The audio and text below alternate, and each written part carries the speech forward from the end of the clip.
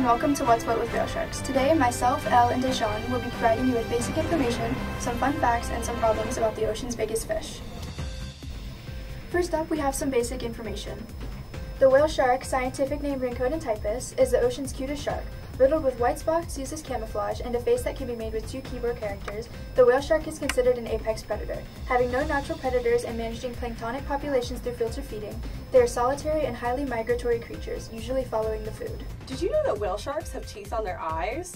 With no eyelids for protection, whale sharks get creative with tiny teeth called dermal denticles that provide armor for their eyes. Whale sharks also never sleep. Since they need to be in constant motion to filter oxygen, they only rest a part of their brain when needed. Whale sharks also have unique spot patterns in their skin, similar to fingerprints that allow them to be easily identified.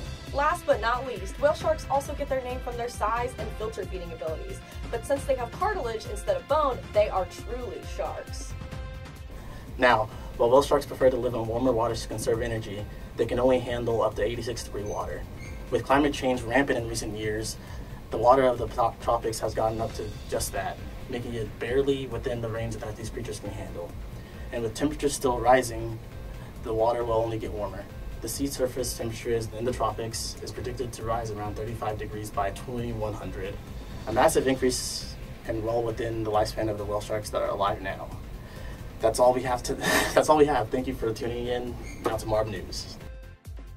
Thanks, Deshawn. Howdy, and welcome to Marb News. Today we're bringing you whale sharks, the marine engineers of the ocean. But what exactly is a whale shark? Well, I'm glad you asked. Whale sharks are the largest fish in the sea, getting up to an average of 10 meters in length. The largest one was actually 18.8 meters, and they can live for up to 130 years. Wow, that's old. And if they live that long, we must know a ton about them, right? Well, actually not necessarily. Not much is known about this creature's biology, like how they reproduce or where they migrate to or why. But we do know that whale sharks are everywhere, including in the Gulf of Mexico, and they can do journeys greater than 7,000 kilometers in just a few months. Wow, I wish I could travel like that. I'd love to go anywhere where I could actually stand in the water and see the bottom, looking at you, Galveston. Whale sharks love the tropics too, but climate change is really harshing that island vibe. In a study done by the American Association for the Advancement of Science, they concluded that endothermic organisms like birds or mammals, like whale sharks, will be vulnerable as their food supply will be affected, and changes are likely to be substantial and difficult to reverse. But don't just take their word for it. Here today we have Beluga the whale shark, whom we've asked to tell us about how rising sea temperatures have affected her day-to-day life. Thanks, Jillian. Howdy, I'm Mariana, and today I'm with Beluga the whale shark here in the Gulf of Mexico to talk about how climate change has affected her. Howdy, folks. It sure is hot out today.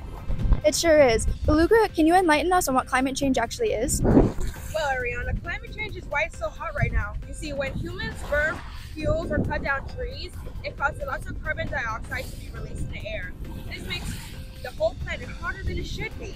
It's why my whole family has had to move to a new home. But moving can be fun, can't it? Well, honestly, I'm kind of sad about it. I like my old home, but it's gotten so hot that I can't stay there anymore. We whale sharks can tolerate temperatures up to 85 degrees. So now we have to leave all our neighbors and move north because it's just too hot in the south. I'm sorry to hear that. How will you determine where you go? Well, we usually figure out where to go by using ocean currents, patterns of convectivity, and my personal favorite, food supply. And our food supply in the tropics happens to be moving north too. I guess they can't stand the heat either. I'm trying to look on the bright side of things, but I'd rather just be able to stay home with my usual neighbors. Well, it should make you feel better to know that we as humans are working to reduce the impacts of climate change. And since whale sharks can live over 100 years, maybe you'll get to go home someday. That sounds wonderful. Well, that's all for today, folks. Remember, we as humans can work to end climate change and give Beluga her home back. Well, that was thoroughly depressing. Yeah, poor Beluga. On a more positive note, we have a marine scientist here to help us understand how humans can stop climate change. Say hello to Baleen. I'm definitely not a whale shark.